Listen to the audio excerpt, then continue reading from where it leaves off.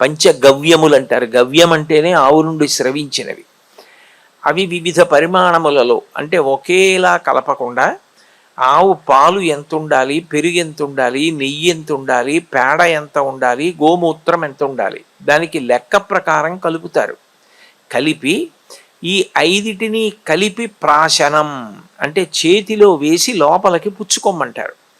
ప్రత్యేకించి ఆయువును కోరుకునేటటువంటి కార్యక్రమాలు ఉంటాయి. షష్ఠి పూర్తి, అట్లాగే భీమరథ శాంతి, సహస్ర చంద్ర దర్శనోత్సవం, పెద్ద పెద్ద హోమాలు చేసేటప్పుడు, చండీ హోమానికి మహాపూర్ణాహుతి చేసేటప్పుడు, అటువంటి కార్యక్రమాలలో ఈ పంచగవ్య ప్రాశనం చేయిస్తారు.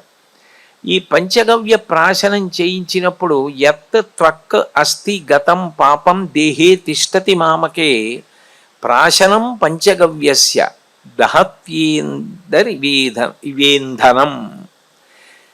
ఈ పంచగవ్యములను నేను లోపలికి పుచ్చుకున్న కారణం చేత యత్ త్వక్ అస్థి గతం పాపం, నా చర్మంలో ఎముకలలో చేరిపోయి నేను చేసిన పాపరాశి ఉండిపోయిందో, ఆ పాపరాశి అంతా కూడా ఇంధనము అక్కడ ఉంటే, ఇంధనం అంటే పెట్రోలు డీజిలు ఇలాంటివి అక్కడ ఉండగా ఒక చిన్న నిప్పు రవ్వ పడింది అనుకోండి, మెల్లగా కాలదు, భగ్గున కాలిపోతుంది.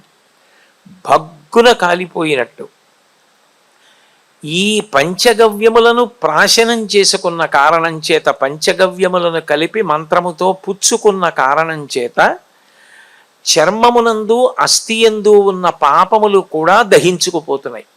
అంటే బాహ్యమునందు పవిత్రత కల్పించడం ఒక్కటే కాదు, ఆంతరమునందు పేరుకుపోయినటువంటి పాప రాశిని కూడా కాల్చివేయగలిగిన శక్తి దేనికి ఉన్నది అంటే గోవు నుండి స్రవించేటటువంటి పంచగవ్యములకు, అంటే ఆ 5 పదార్థములు అంత శక్తివంతములు. అంత శక్తివంతమైనటువంటి పదార్థములన్నీ కూడా గోవు నుండే వస్తున్నాయి.